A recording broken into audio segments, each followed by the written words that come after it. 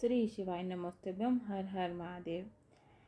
8 अक्टूबर के दिन रविवार की श्राद्ध पक्ष की 10वीं तिथि पड़ रही है और गुरुजी ने देवपत्य शिव मार्कराण में बताया, बहुत सारे उपाय बताए हैं। इन उपायों में से आप 10वीं तिथि पर अवश्य करें।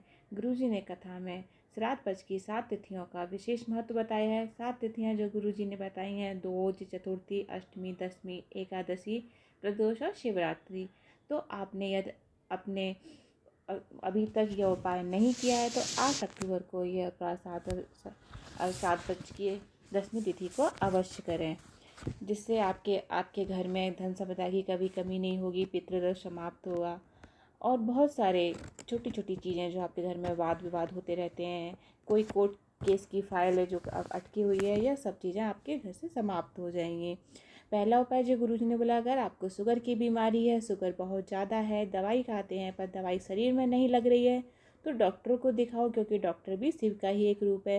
पर महादेव पर भरोसा रखकर या आप उपाय अवश्य करें। एक 3 पत्ती वाली बेलपत्री में जो डंडी होती है उसे पकड़कर, बीच में जो डंडी होती है उसको पकड़कर कुंदकेश्वर महादेव का नाम स्मरण कर समर्पित करें शिवलिंग के ऊपर, और अपनी कामना कर और उसको बेलपत्री को आप औषधि मानकर महादेव से बोलकर उठाकर घर ले आएं और कुंदकेश्वर महादेव का नाम लेकर उसी पत्ती को बीच में पकड़कर, डंडी को पकड़कर खाएं।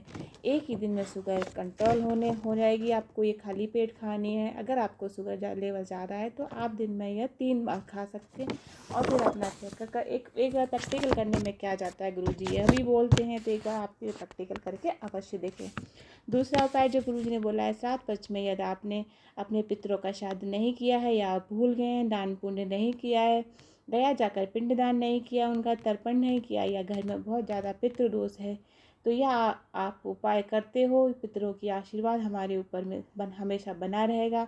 आपके घर में हमेशा धन संपदा बढ़ती रहेगी, बीमारी घर से दूर रहेगी। किसी गौ माता को जल अवश्य पिलाएं। 10वीं तिथि के दिन 8 अक्टूबर को दिन रविवार पड़ रहा है, तो अवश्य गौ माता को सिर्फ आपको जल पिलाएं। अपने घर से जल लेके ही जाना है आपको, और वहाँ उनका जो पानी पीने का बर्तन, हांडी, जो भी इत्यादि चीज़ें होती हैं जिसमें गौ माता पानी पीती है, जहाँ गौशाला में आप उसे उसमें डाल दें जिससे गौ माता पानी पी सके। तीसरा उपाय है, यह आप उपाय आप श्राद्ध पक्ष में रोज़ करें या किसी एक दिन अवश्य करें। श्राद्ध पक्ष की जो 7 तिथियाँ जो गुरुजी ने बताई हैं, दूज, चतुर्थी, अष्टमी, दशमी, एकादशी, प्रदोष और शिवरात्रि पर करें। जितने दिन श्राद्ध के निकल गए उन्हें निकल जाने दें, पर बाकी बची हुई तिथियों पर यह आप उपाय अवश्य करें।